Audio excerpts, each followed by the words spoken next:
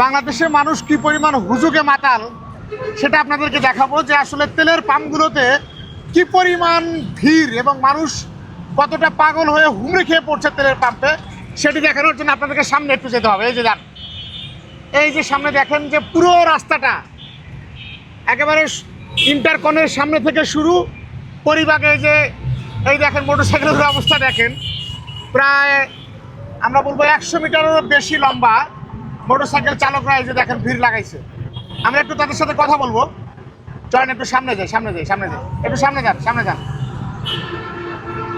একটু সামনে গিয়ে বামে রাখবেন, ওই সামনে। হ্যাঁ, পুরোটা প্রায় 100 মিটারেরও বেশি জায়গা তারা পায়ে রাখে।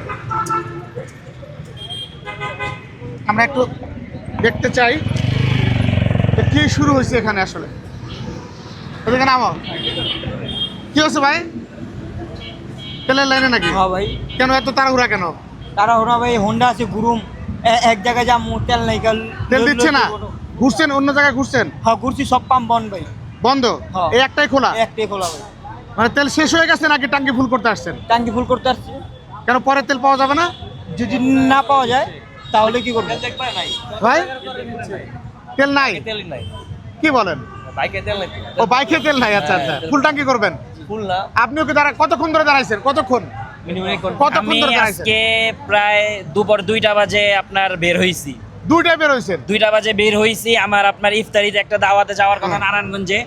তা আমি আইসা গতকালকে রাত্রেবেলাও তেল পাই নাই। আচ্ছা। আপনার এই যে নীলক্ষেতের ভিতরে আইসা মানে দেখলাম যে তেল নাই, নিউ মার্কেটের কোনো পাম্পে তেল নাই। আবার নদীর ওই পার কদমতলিতে গেছি, ওইখানেও তেল নাই।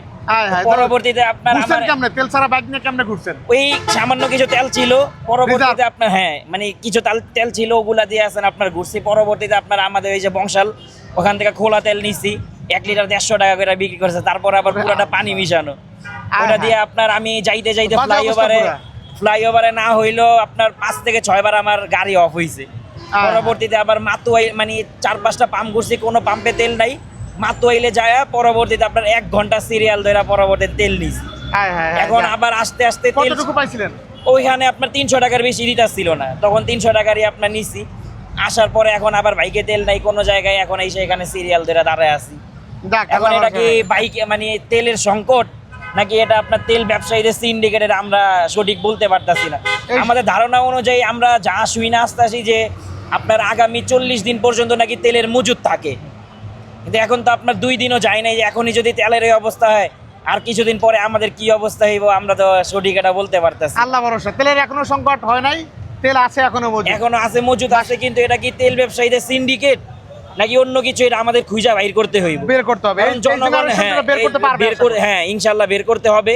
আর আপনার আমাদের যথাসম্ভব একসাথে মিলামিশা কাজ করতে হইব। সবাইকে একসাথে চলতে হবে। থ্যাংক ইউ ভাইয়া। আমরা একটু সামনে যাই, যে তেলের বিশাল বড় লাইন। আসো একটু সামনে যাই। ভাইজান কতক্ষণ আছেন লাইনে? আধা ঘন্টার উপরে। কতটুকু নেবেন তেল? যতটুকু যাওয়া যায়। আচ্ছা, আসো সামনে আসো। ভাইজান কতক্ষণ ধরে লাইনে আছেন? এই আধা ঘন্টা। আধা ঘন্টা? আধা ঘন্টা এরকম।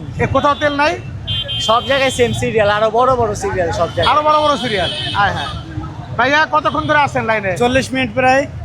কোথাও তেল পান নাই? না, ওদিকে তেল নাই। নাই তেল বন্ধ, পুরো পাম্প বন্ধ। মহাখালীতে অলমোস্ট 4টা ট্যাঙ্কের মধ্যে 4টা পাম্পই বন্ধ। এখানে হচ্ছে মেঘনা তো সন্ধ্যায় বন্ধ হয়ে গেছে, আর ওইদিকে আবার নীলক্ষেতও বন্ধ। আর বাজে অবস্থা তো, ক্লোজ। শেষ নাই।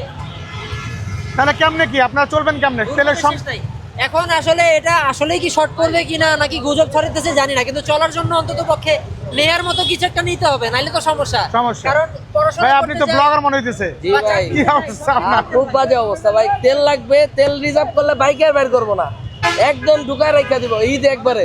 ঈদের আগে বাইর করা হবে না। এই সংকট কেন আপনাদের কাছে কি মনে হয়? কি মনে হবে কি সংকট? এগুলো কোনো সংকটই নেই, হুদাই বুংচুং রিজার্ভ করে রেখে দিছে তেল, আর কিচ্ছু না।